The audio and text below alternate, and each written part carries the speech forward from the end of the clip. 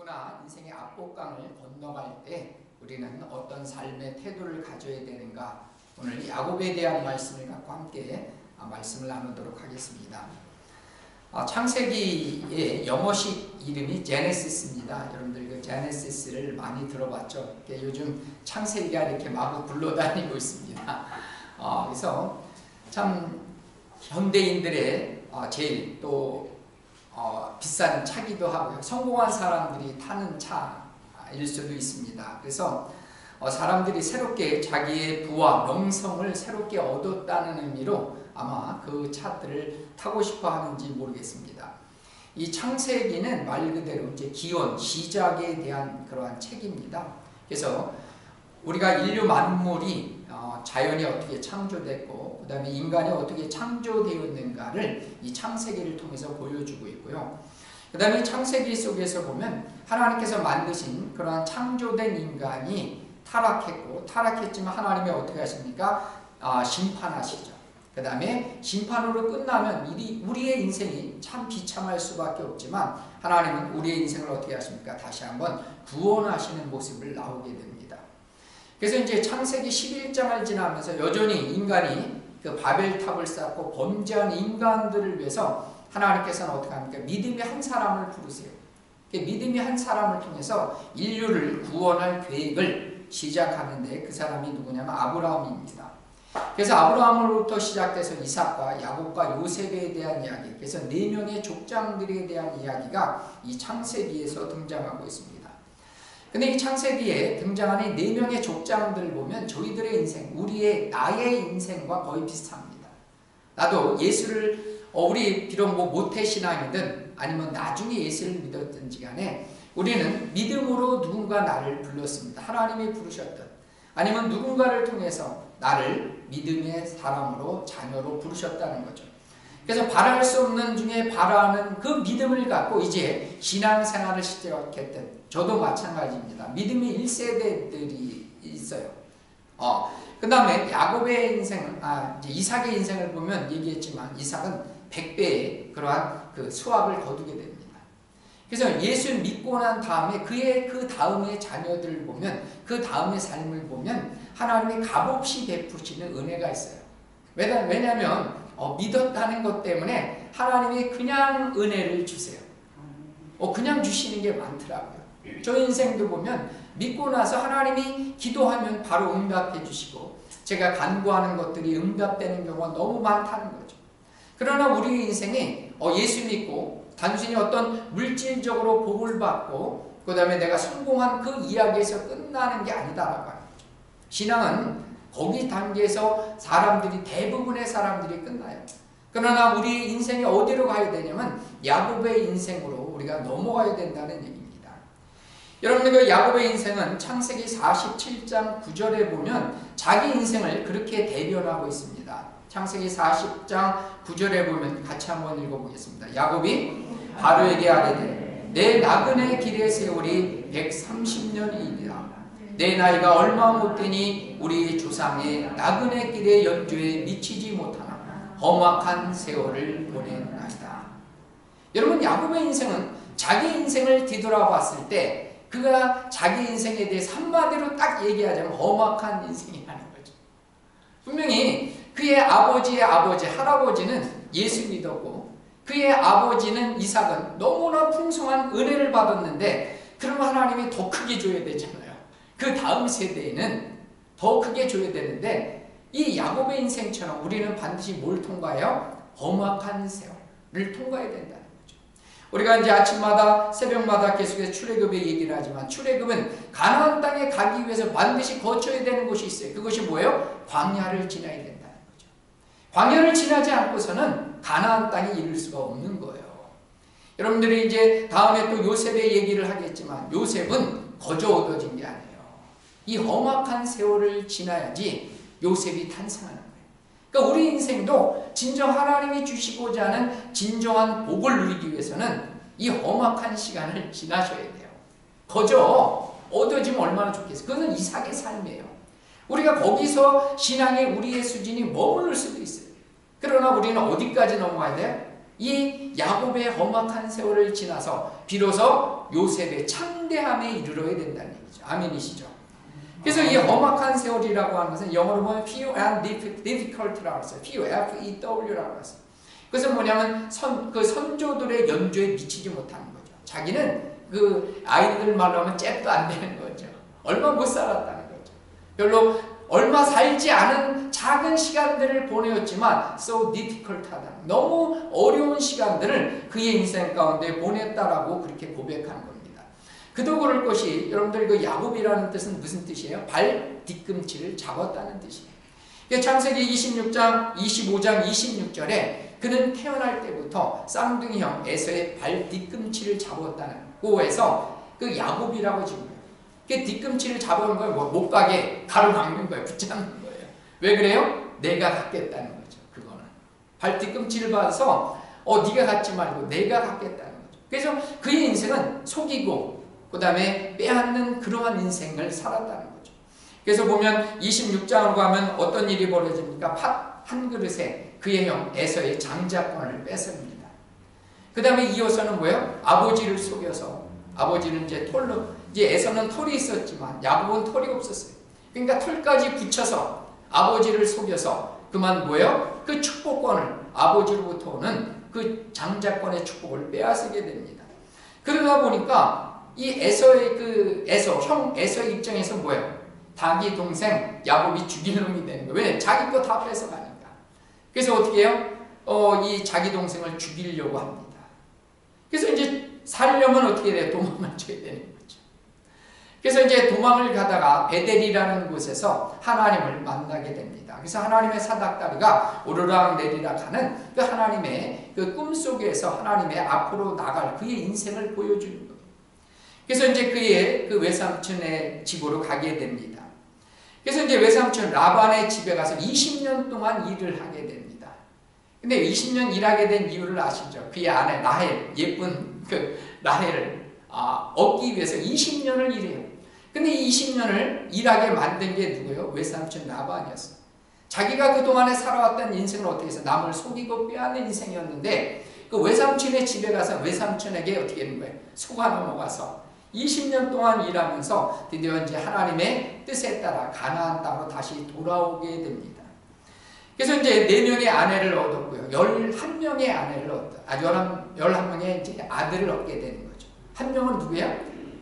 마지막 베냐민은 이제 뱃속에 있는 거죠. 그래서 오다가 출산을 하게 됩니다. 그래서 11명의 아들을 이끌고 가나안 땅으로 오게 되는데요. 근데 가나안 땅, 다시 약속의 땅으로 자기 고향으로 되돌아오는데 그의 인생에 숙제가 하나 있었어요. 그것은 바로 뭐예요? 그동안 에서였다는 거죠. 그 형과 숙제를 아직 풀지 못하는 거예요. 형은 여전히 자기를 죽일 수도 있는 그러한 그 형편이 여전히 풀리지 않는 숙제처럼 그의 인생에 남아있는 거죠. 그래서 자기가 가나안 땅에 가기 전에 미리 어떻게 합니까? 이제 많은 재물을 가지고 사자들을 에서에게 보내게 됩니다. 먼저. 그래서 보내면서 형에게 내가 은혜를 받기를 원한다라는 말까지 전했어요. 근데 사자들이 돌아와서 하는 얘기가 무슨 얘기를 하냐면 뜻밖의 전가라는 거 32장 6절에 나오죠. 거기 보면 형 에서가 어떻게 합니까? 400명을 거느리고 에서만 오면 되는데 400명의 군사를 데리고 자기 동생 야곱을 맞으러 온다는 소식을 들은 거예요. 그러니까 여러분 오늘 32장 7절에 보면 뭐라고 나왔어요? 야곱이 심히 두렵고 답답하여 이렇게 나와요. 그러니까 한두 명도 아니라 그냥 에서만 맞으러 오면 자기 동생 맞으러 오면 되는데 400명과 함께 온다는 소식을 들으니까 그가 어떻게 했다고요? 심히 두려울 뿐만 답답한 거예요. 마음이 답답한 거예요. 그래서 그의 심정이 11절에 이어서 반복이 됩니다. 여러분 31장 11절에 뭐 있어요? 내가 그를 두려워하면 그가 와서 나와 내 처자를 칠까 겁이 나기 때문에 그런 거예요. 그러니까 그동안 그는 20년 동안 많은 재산을 얻었어요. 수고하며 애쓰고 드디어 4명의 아내와 그 다음에 11명의 자식까지 얻었어요. 근데 그것이 에서가 옴을 통해서 하루아침에 그냥 다 날아가 버리는 거예요. 그러니까 이 두려울 뿐만 아니라 겁이 나고 마음까지 답답해진 그런 입장이 될 수밖에 없는 겁니다. 여러분 인생의 가장 큰 의기를 만났어요. 그 야곱은 이 위기를 과연 어떻게 극복해 나가느냐라고 하는 얘기입니다. 여러분, 근데 이 문제를 하나님은 이미 아셨을까요? 몰랐을까요? 이미 아셨어요. 그래서 32장 1절에 보니까 야곱이 이제 가나안 땅으로 갈 때 하나님은 뭘 보내줘요? 하나님의 군대를 미리 보내줬어요. 여러분, 32장 1절에 보니까 하나님의 사자를 만났습니다. 그 다음에 32장 2절에 보니까 그 한 사람을 만난 게 아니라 군대를 만났어요. 군대를. 하나님의 군대. 그 이름이 뭐였어요? 마하나임이라는. 그 마하나임이라는 뜻은 뭐냐면 두 개의 군대라는 것이에요. Two armies. 두 개의 군대라는 의미예요. 그 말은 뭐냐면 이 야곱이 가는 길에 하나님이 어떻게 하시는 거예요? 양쪽에서 호위해 주겠다는 거예요. 그게 마하나임이었어요. 이미 하나님은 이 하나님의 사자를 통해서 너를 지키고 보호해 줄 것을 이미 말씀해 주고 있어요. 보여줬어요, 실제적으로. 거기다 또 하나님은 32장 11절에 보니까 12절에 보니까 하나님께서 어떻게 하셨어요? 그에게 뭐라고 말씀하셨어요? 12절에 보니까 그 주께서 말씀하시길 내와 반드시 내게 은혜를 베풀어 주겠다. 그래서 내 씨가 바다에 그 모래처럼 많게 해주겠다고 약속까지 주셨어요. 그러니까 실제적으로 하나님의 군대까지 보여주셨고 하나님이 직접 그에게 말씀까지 해줬는데 그럼 뭐예요? 야곱이 죽어요? 살아요? 바다의 모래처럼 많게 해줬다 그랬잖아요. 그러니까 여기서 이 에서를 만나도 죽지 않겠다는 거예요. 그런데도 이 야곱의 입장에서 보면 여전히 두려운 거예요. 여전히 자기 생각에 붙잡힌 거예요. 자기 생각대로 그래서 이 두려움과 위기를 그는 해결하려고 애를 쓰면서 13절에 보니까 어떻게 됩니까? 그의 소유 중에 에서를 위해서 예물을 택했습니다. 그래서 많은 예물을 택할 뿐만 아니라 그것을 여러분 16절 이하에 보니까 세 때로 나눴어요. 그러니까 첫 번째 보내고 두 번째 보내고 세 번째 보냅니다. 한 번도 아니라 세 번씩 보내면서 뭐라고 얘기합니까? 여러분들 그 보내면서 뭐라고 얘기해요? 그 20절을 보는데 여러분들 20절 말씀을 한번 읽어볼까요? 또 너희는 말하기를 주의 종 야곱이 우리 뒤에 있다라 하니 이는 야곱이 말하기를 내가 내 앞에 보내는 예물로 형의 감정을 풍부에 대면하면 형이 혹시 나를 받아주리라 함이었더라. 그러니까 이 예물까지 보내면서 말까지 해주는 거예요. 내가 어떤 얘기를 할지 그 사자들에게까지도 미리 예행 연습까지 하면서 보냈다는 거죠. 근데 야곱의 생각은 어떤 생각이었어요? 이 예물로라는 거예요. 예물로. 그가 막대한 많은 재물을 갖다가 형 에서에게 주면 그 에서가 그 재물을 보면서 자기의 감정, 그동안 쌓였던 그 원한, 분노가 사그러지고 해결될 줄을 아는 거예요. 여러분, 돈이 물론 해결될 돈이면 많은 부분이 해결되죠. 그렇지 않습니까? 그러나 우리가 돈 갖고도 해결 안 되는 게 너무 많아요. 우리가 살다 보면 아시잖아요. 그러면 우리가 돈 많은 사람들은 다 행복하고 뭐 뭐든지 부유하고 아무 걱정이 없이 살겠죠. 그렇지 않다는 거죠. 여러분은 예물로다가 재물로다가 사람의 마음을 잠시는 얻을 수 있겠지만 그 문제가 완전히 해결되지는 않는다는 거죠. 이 야곱은 여전히 뭘 붙잡는 거예요? 자기 생각을 붙잡는 거였어요. 생각을. 그럼에도 불구하고 이렇게 꾀를 냈음에도 불구하고 야곱은 어떻게 합니까? 먼저 무리를 보내고 오늘 말씀해 보니까 야곱 강가에 드디어 홀로 남아서 어떻게 합니까? 이제 씨름을 하기 시작했어요. 그래서 그는 풀리지 않는 이 숙제의 문제를 어떻게 하면 해결할까?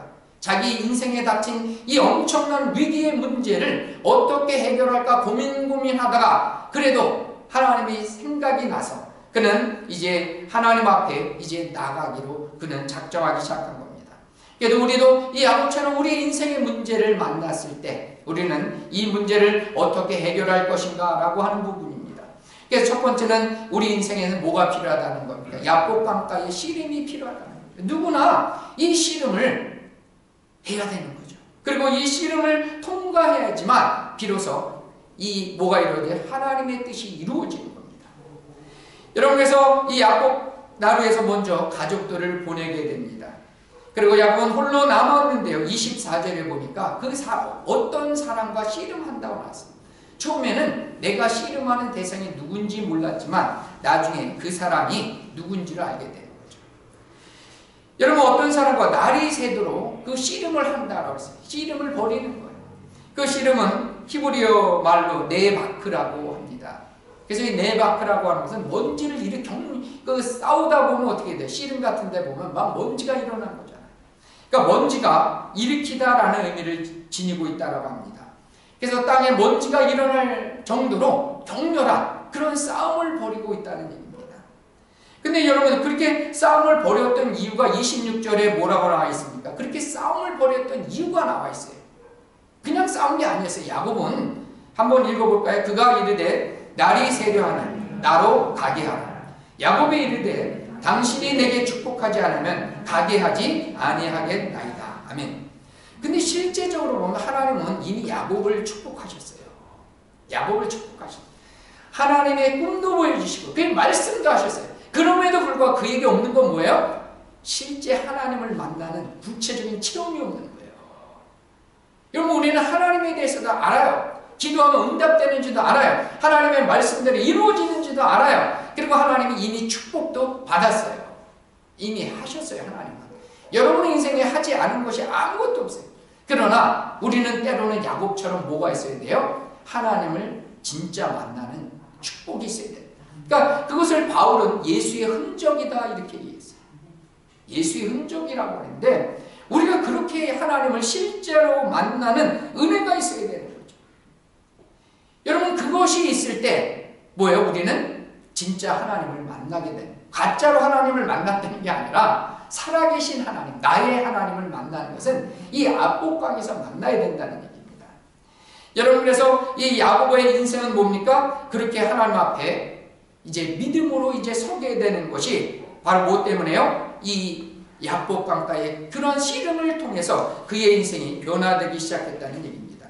근데 성경을 오늘 말씀으로 보니까 이 씨름을 하는데 하나님의 그 사자가 이기지 못했다는 말이 나와요. 오늘 말씀을 보니까. 그러면 여러분들 가만히 생각해 보면 인간이 하나님을 이길 수가 없는 거죠. 근데 성경은 이기지 못했다라고 그렇게 나오는 거예요. 그래서 그 이유는 뭐냐면 성도가 하나님을 이길 수 있는 길이 있어요. 그건 뭐예요? 하나님의 약속을 붙잡고 매달리는 거예요. 기도하는 거예요. 하나님과 씨름하는 거예요. 하나님 내게 축복하지 않으면 내가 가지 않겠다는 이 야곱처럼 간절한 마음, 매달리는 기도, 이게 있으면 하나님도 뭐예요? 이 항복하는 거죠. 어쩔 수 없이 그의 기도에 응답해 주는 거죠. 그래서 야곱에게 패배를 당했다는, 졌다는 의미가 아니라 야곱의 매달리는 기도를 꺾을 수 없다는 얘기죠. 꺾을 수가 없기 때문에 하나님께서 어떻게 했어요? 그의 허벅다리를 위골 부러지게 만드는 거죠. 어쩔 수 없이. 그래서 여러분, 우리는 이 위기 앞에 섰을 때 우리가 해야 될 것은 뭐냐면 간절히 하나님께 매달리는 거예요. 씨름을 해야 돼요. 그 씨름을 해야 돼요. 여러분들도 기도를 해보신 분은 알지만 10분 하는 것도 어려운 분들이 있어요. 실질적으로. 이게 10분이라는 시간이 엄청 길어요. 기도하다 보면. 5분 하다 끝날 수 있어요. 저도 될 수 있으면이 아니라 당연히 1시간을 넘게 기도하려고 하는데 그 1시간이라는 시간이 너무 짧지가 않은 거예요. 정말 그 예수님처럼 우리는 어떻게 기도해야 돼요? 힘쓰고 애써 더욱 간절히 기도하시니 땀이 땅에 떨어지는 핏방울 같이 힘쓰고 애써 기도해야 되는 거죠. 그냥 중언부언하는 정도가 아니라 힘쓰고 애써서 매달리는 기도를 하나님은 결국 외면하지 않는다는 겁니다. 그래서 우리 신앙의 성장은 이렇게 야복강가에서 하나님과의 씨름이 있어야지, 그래서 이것을 통과해야지 하나님이 진짜 주시는 걸 얻게 된다는 거예요. 그 다음에 두 번째는 우리는 뭐가 필요합니까? 우리의 이름이 바뀌어야 된다는 거예요. 여러분, 27절에 그 씨름을 마친 다음에 그 하나님의 사자가 야곱에게 뭐라고 합니까? 내 이름이 무엇이냐라고 묻습니다. 그럴 때 27절에 보니까 이름이 무엇이냐라고 물어보니까 뭐라고 대답합니까? 그가 이르되 야곱이니이다. 여러분들 그 28절 말씀을 같이 한번 읽어보겠습니다. 28절입니다. 그가 이르되 내 이름을 다시는 야곱이라 부를 것이 아니라 이스라엘이라 부를 것이니 이는 내가 하나님과 및 사람들과 겨루어 이겼음이니라. 아멘. 여러분, 이스라엘이라는 뜻은 하나님과 겨루어 이긴 사람이라는 뜻입니다. 여러분, 이름이 바뀐다는 것, 여러분, 이건 중요한 의미가 있습니다. 여러분들 스포츠 선수들도 보면 이름을 바꾸죠. 왜 그렇습니까? 더 잘해보겠다는 거죠. 뭔가 새로운 각오와 결단을 하기 위해서 그 이름을 바꾸는 경우도 많이 있습니다. 여러분, 히브리인들에게 있어서 이름은 단순한 호칭이 아니에요. 그 이름 속에는 뭐가 있는 거예요? 그 사람의 인격과 삶이 들어있는 거예요. 여러분들 이제 다음에 요셉이라는 뜻도 알겠지만 그 창성함, 창대함이라는 뜻, 그의 인생처럼 살아가는 거예요. 부모의 믿음이 그 안에 담겨져 있는 거예요. 그 사람의 인생을 볼 수 있는 거예요. 앞으로 살아갈 그의 인생, 너의 인생은 이렇게 살아가라고 하는 인생의 방향, 목적, 의미가 그 이름에 담겨져 있다는 거죠. 너는 더 이상 야곱으로 살지 말라는 거죠. 이제는 뭘로 살아가는 거예요? 이스라엘로 살아가라는 거예요. 야곱은 뭐했어요? 자기 힘으로 움켜잡았어요. 뺏었어요. 취했어요. 그런 인생을 살았다는 거죠. 여전히 그는 하나님을 만났어도 자기 의지, 자기 생각대로 행하고 있었어요. 그러나 너는 이제 그렇게 살지 말고 어떻게 살라는 겁니까? 이제는 이스라엘로 살아가라는 거죠. 하나님과 겨루어 이긴 사람이라는 것을 우리는 잘 봐야 됩니다. 하나님과 겨루어 이겼다는 fight against, 대항해서 싸우는 게 아니에요. 바로 뭐예요? 하나님과 더불어 싸웠다는 거예요. 또는 하나님의 도움을 받아서 이겼다는 거예요. 이게 개념이 중요해요. 우리는 하나님과 싸우는 존재가 아니에요. 싸울 때 뭘로 싸워야 되는 거예요? 하나님과 함께 싸우는 존재가 되라는 얘기예요. 그래야지만 이기는 거지. 여러분들 세상과 대해서, 우리의 힘과 능력으로 대해서, against해서 우리가 이길 수 있는 존재가 아니라는 얘기예요. 뭘로요? Fight with God. 우리 영어로 한번 해볼까? Fight with God. 하나님과 함께 싸워야 되는 거예요. 그래 이기는 거죠. 그동안의 야곱의 인생은 뭐예요? 자기 힘으로 싸웠어요. 자기 의지로 싸웠고, 이렇게 하면 될 것처럼 여겼다는 거예요. 그러나 네가 앞으로의 인생은 어떻게 살아가는 거예요? 하나님과 함께 싸워가는 존재로 살아가는 얘기예요. 여러분, 그럴 때 어떻게 해요? 하나님과 함께 할 때 야곱의 인생은 승리하는 사람. 여러분, 그 다음에 성경을 읽어보면 하나님이 야곱을 축복하세요. 그 다음에 축복하시고, 그리고 그의 인생은 뭘로 바뀌어요? 축복의 인생, 남을 축복하는 인생으로 바뀌게 되는 거예요. 그래서 우리 모두는 어떤 인생이 하나님밖에 외인이었어요. 외인이라는 건 뭐예요? 구원과 상관없는 존재들의 삶이었어요. 그러나 하나님께서는 우리를 은혜로 구원하시기 위해서 독생자 예수님을 이 땅에 보내시고, 누구든지 예외 없다는 거예요. 예외 없이 예수 그리스도를 믿는 모든 사람들에게 하나님은 구원의 은혜를 베푸셨습니다. 그리고 우리 모두에게 뭘 주셨냐면 하나님의 거룩한 백성이자 성도라는 이름을 주셨습니다. 여러분, 이 성도라는 이름, 하나님의 거룩한 무리가 되었다, 하나님의 백성, 이거보다 더 귀한 이름이 없는 거예요. 그래서 여러분들 로마서 1장 7절 말씀을 같이 한번 읽어보겠습니다. 로마에서 하나님의 사랑하심을 받고 성도로 부르심을 받은 모든 자에게 하나님 우리 아버지와 주 예수 그리스도로부터 은혜와 평강이 있기를 원합니다. 여러분, 우리는 하나님의 사랑하심을 받았어요. 사랑하시는 것만 구원받을 은혜가 하나님 우리 모두에게 미쳤다는 얘기입니다. 하나님의 은혜 가운데 구원받지 못할 사람이 아무도 없는데 하나님의 사랑하심을 받을 뿐만 아니라 성도로 부렸다는, 하나님의 거룩한 자녀요, 거룩한 무리가 되었다는 거죠. 그러면 이 성도에게 주시는 가장 큰 복이 뭡니까? 은혜와 평강이라. 두려움이 아니라, 안달에 대한 두려움, 걱정, 근심이 아닌 거예요. 하나님이 부르셨기 때문에, 하나님의 부르심에는 후회가 없으신 거예요. 아멘이시죠? 부르심이 후회가 없는 그 하나님이 주시고자 하는 건 뭐예요? 두려움이 아니에요. 우리의 걱정을 주시는 게 아니에요. 하나님의 성도들에게 주시는 건 뭐예요? 은혜와 평강입니다. 아멘이시죠? 그래서 하나님의 자녀들에게 주시는 것은, 부르신 자녀들에게 주시는 것은 은혜와 평강을 주시기를 원하신다는 거죠. 그렇기 때문에 우리는 그리스도 안에 있기 때문에 여러분들은 안전한 거예요. 두려움이 없는 거예요. 미래에 대해서 우리 안달해서 걱정할 수 있어요. 염려할 수 있어요. 그러나 하나님이 주시고자 하는 건 뭐예요? 은혜와 평강을 주시기를 원합니다. 여러분, 이것을 믿으시면서 나는 하나님의 자녀이기 때문에, 하나님의 성도라는 이름을 가진 하나님의 백성이기 때문에 나는 두려워하지 않는다.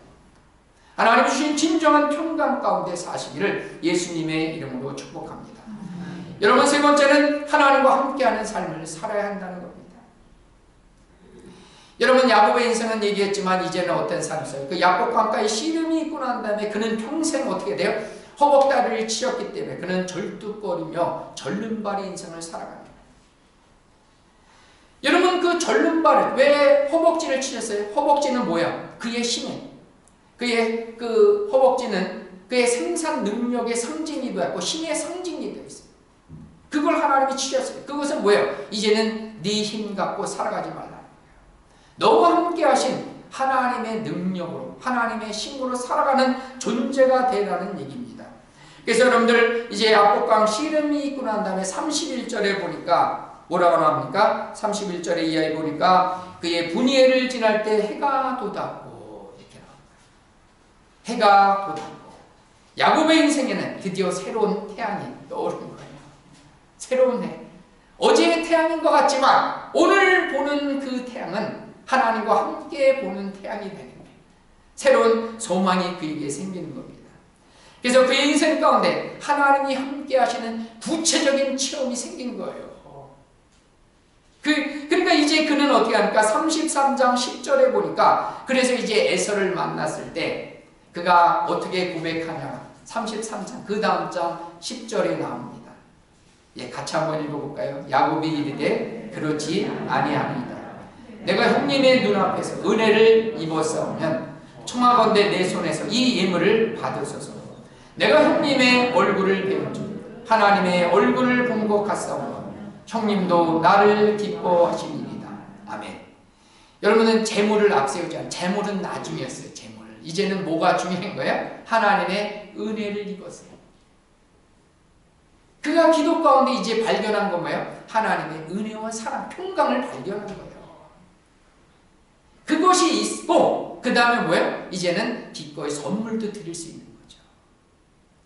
근데 재물로만 해결하려고 그랬어요. 그게 인생의 처음은. 근데 하나님을 만나고 대면하고 어떻게 됩니까? 그 하나님의 은혜를 입었어요. 그 은혜가 또 누구에게도 임한 거예요? 그가 에서에게도 임한 거예요. 그러니까 은혜의 사람들을 보면 어떻게 돼요? 얼굴이 하나님의 얼굴같이 바뀌는 거예요. 아멘이시죠? 아멘. 은혜를 받은 사람은 하나님의 얼굴처럼 바뀌는 거예요. 우리 인생의 얼굴이 쭈그리고 돈 걱정하고 그저 취업 걱정하고 장래 걱정할 수 있어요. 그러나 하나님의 은혜를 입은 사람은 얼굴이 해같이 빛나야 됩니다. 하나님의 얼굴을 본 것처럼 그는 하나님의 은혜의 빛을 발견했다는 얘기예요. 이게 어디서 나온 거예요? 그 하나님과의 만남을 통해서 하나님이 그에게 베풀어 주신 그 은혜 가운데 주어진 겁니다. 그래서 그의 인생은 쩔뚝거리며 살아가는 거예요. 쩔뚝거리며 살아가지만 그는 여전히 뭐야? 하나님의 은혜로 살아가는 존재. 자기 힘으로 걸어가는 것이 아니라 그와 함께 걸어가시는 하나님과 함께 걷는 인생이 된 줄 믿습니다. 여러분, 사도 바울은 고린도서 16장 9절에 내가 약할 때 강하다고 그랬어요. 약할 때 강한 겁니다. 왜 약할 때 강한 거예요? 그 이유가 그 자신이 고백하고 있어요. 우리 고린도서 13장 9절 말씀을 읽어보겠습니다. 나에게 이르시기를 내 은혜가 내게 족하도다. 이는 내 능력이 약한 데서 온전하여 지니라 하시니라. 그러므로 도리어 크게 기뻐함으로 나의 여러 약한 것들에 대하여 자랑하리니 이는 그리스도의 능력이 내게 머물게 하려 합니다. 왜 약할 때 강하게 되는 거예요? 내가 약할 때 내 능력은 하나님의 능력이 되기 때문에. 내가 약할 때 내 능력은 왜 그래? 하나님의 능력이 임한 거야. 그러나 내가 강하다고 할 때, 내가 힘있다고 할 때, 그때는 뭐예요? 하나님 뭐라고 했어요? 야, 그래, 네 맘대로 해라. 네 맘대로 해라. 그러나 내가 연약하고 내가 부족하고 그리고 하나님의 은혜를 구할 때 그 낮아짐에 뭐가 임하는 거야? 하나님의 능력이 임하는 거야. 하나님의 그 강력한 하나님의 사랑이 임하는 겁니다. 그래서 사도 바울은 뭐예요? 내가 약함에 대해서 자랑한다는 거예요. 약함에 대해서 자랑하는 것은 그리스도의 능력이 내가 약할 때만 머무르는 거예요. 내가 강하다고 할 때는 내 두 다리로 힘찬 두 다리로 걸어갈 때는 내가 하는 것 같고 되는 것 같고 그러나 그 가운데 하나님의 능력이 임하지 않아요. 그러나 비록 그의 인생은 절고 힘없는 것 같지만 그와 함께 동행하신 하나님의 능력으로 사는 거예요. 그래서 그는 그의 인생의 마지막에 아까도 읽었지만 바로 앞에 섰을 때도 어떻게 합니까? 바로를 축복할 수 있는 거예요. 바로를 축복하는 거예요. 그 당시 세계 최대 강국이었던 그 애굽왕 바로 앞에 나가 그에게 축복해 줄 수 있는 거예요. 그것이 하나님을 믿는 약하지만 가장 강력한 힘으로 역사하신 하나님의 능력이 그와 함께 해줬다는 얘기입니다. 여러분께서 이제 말씀을 맺으면서 우리 모두는 이제 야곱강과 같은 그러한 삶을 살아갈 수 있다는 겁니다. 누구든지 전부 다 야곱강 같은 인생 그 가운데 살아가는 존재라는 겁니다. 그럼 우리는 어떤 인생을 살아가야 되느냐라고 하는 겁니다. 그럼 우리는 이 야곱처럼 우리도 씨름을 통해서 우리가 하나님과의 만나는 이러한 그 매달리는 결정적인 씨름을 통해서 그때야 비로소 우리가 하나님을 의지하게 되고 우리의 이름이 바뀌고 이제 하나님으로부터 진정한 복을 받을 뿐만 아니라 그 복을 많은 사람들에게 나눠주고 그래서 야곱의 인생은 얘기했죠. 뭐였어요? 그의 12아들을 축복하는 거 누가 해줬어요? 야곱이 해준 거예요. 바로를 축복하는 거 누가 해줬어요? 야곱이 해준 거예요. 야곱은 그 복을 진짜로 나눠주는 사람. 그 야곱으로부터 12아들이 생겨서 성경 속에 진짜 복의 근원은 아브라함부터 시작됐지만 진짜 그 복은 어디서 올라갔어요? 야곱으로부터 시작됐습니다. 여러분의 인생도 하나님부터 진정한 복을 받고 그 복이 많은 사람들이 흘러넘치고 여러분 때문에 많은 사람들이 복받는 인생이 되시기를 예수님의 이름으로 축복합니다. 아멘. 우리 같이 함께 찬양하겠습니다.